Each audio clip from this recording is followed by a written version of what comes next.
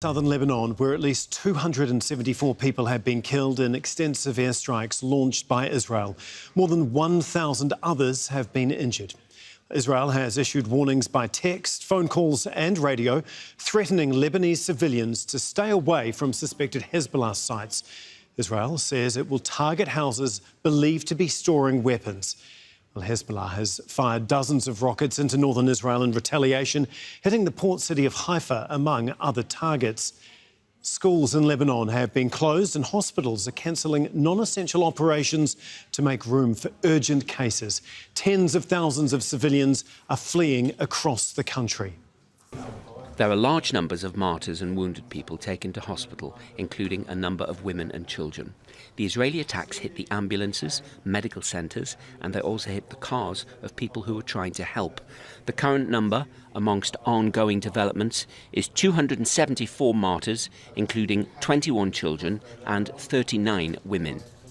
Well, let's take a closer look at where the Israeli airstrikes have hit in Lebanon. Dozens of towns and cities in southern Lebanon have been the focus, but strikes have also been recorded in the far north, near the border with Syria. Now, Israeli forces are now warning they will target the Bekaa Valley with a new wave of strikes. They've told civilians there to move away from sites linked to Hezbollah. Well, the head of the UN Interim Force in Lebanon has just released a statement saying, Geraldo Lazaro said there's grave concern for the safety of civilians in southern Lebanon amidst the most intense Israeli bombing campaign since last October. He says any further escalation could have far-reaching and devastating consequences, not only for those living on both sides of the blue line, but also for the broader region. UNIFIL reiterates its strong call for a diplomatic solution and urges all parties to prioritise civilian lives and ensure they are not put in harm's way. Well, Sami Nader directs the think tank Levant Institute for Strategic Affairs. He joins us from Beirut. Thanks again for joining us, Sami. Thank you for having me. After what has occurred over the last 7 or 8 hours, does it feel like Lebanon is under attack and not just Hezbollah at this point? Yeah, definitely. This is an all-out war, and it's the civilians that today are in the line of fire, the civilians that are in peril. I mean, and this is the new turning point that we are reaching up to now. All the military engagement was kind of restricted to military targets and to the military organization of Hezbollah. But today what we are witnessing is a mass migration of civilians, a huge death toll among the civilians. More than 180 persons were killed. And this bodes very ill for the days to come. We still have in the memory similar scenes like the one that happened in 2006, and how the civilians paid the heavy price of the clashes between Hezbollah and Israel. All the more that chances of a political solution for a political compromise are very thin. The position of both parties are far apart. On one hand, Hezbollah is still determined to link the war he decided to wage on October 8 to a ceasefire in Gaza, and there is no indication that we are close to a ceasefire of that sort. Not at all. And Israel is determined to change what they call the military equation on the north in order to facilitate the return of the citizens of the north. Yes. And added a fourth objective to the war. And it's now clear that the number one arena of this war is Lebanon and is not Gaza anymore. It certainly feels like the focus has definitely shifted. I mean, where does the events of today, where do the airstrikes, where does it leave the Lebanese government and the authorities there? What can or should they be doing right now?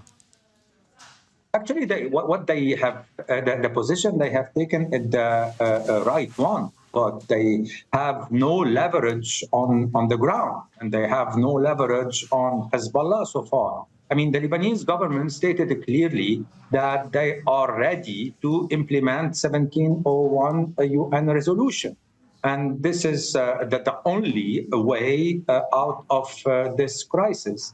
And this decision could not been taken without the consent of Hezbollah. But up to now, Hezbollah did not say loud and clear that he's ready to implement this resolution. And he cannot say it as long as he's linking this war with the Gaza war. And because this is where lies the contradiction. Okay. So unless Hezbollah is ready to de-link his operation to the war taking place in Gaza, the chances of seeing this UN resolution implemented are thin. Yeah. Lebanon is also facing major economic issues, millions of refugees. What impact, the longer that this goes on along the southern border and potentially further into Lebanon, what impact is that going to have on the country? Will it be able to cope? This is really the most important question. And this is where the issue, where the stakes are. The situation today is totally different from the one prevailing in 2006. The Lebanese pound has lost 98% of its value. More than 80% of the Lebanese are living under poverty, the line of poverty. Unemployment is above 40%, and the economic situation is in a very dire situation, in fact. And so what Lebanon has no more the capability to withstand a war similar to that of 2006, where he can get the money to rebuild its infrastructure. Plus, today, Lebanon is still reeling from the consequences of the Beirut blast board, of a financial crisis, and of a COVID crisis. 3 consecutive crises that wreak havoc on the Lebanese economy. Repercussions, we will have to wait and see exactly how this affects almost every facet of life in Lebanon. Thanks so much, Sami Nader, the director of the think tank Levant Institute for Strategic Affairs. Make sure to subscribe to our channel to get the latest news from Al Jazeera.